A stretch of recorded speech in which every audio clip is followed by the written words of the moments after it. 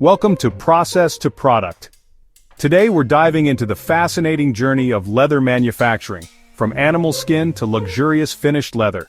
These are byproducts of the meat industry, ensuring nothing goes to waste. Once the animal is processed, the hide is carefully removed to preserve its quality. The fresh hides are immediately preserved with salt to prevent decay. They're then transported to a tannery where the transformation begins. The hides are submerged in water to rehydrate and remove salt, dirt, and debris. The hides are then dehaired using a chemical solution, stripping away hair and preparing the surface. Hides are soaked in tanning agents, either natural tannins from plants or chromium salts for faster results. This step strengthens the hide, making it durable and flexible, turning it into what we call leather. After tanning, the leather is split into layers.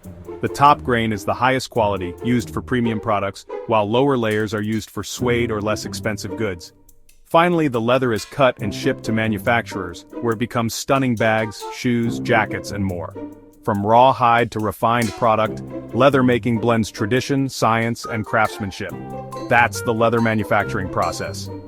If you love this journey from process to product, hit that like button, subscribe, and ring the bell for more. Drop a comment. What leather product do you love most?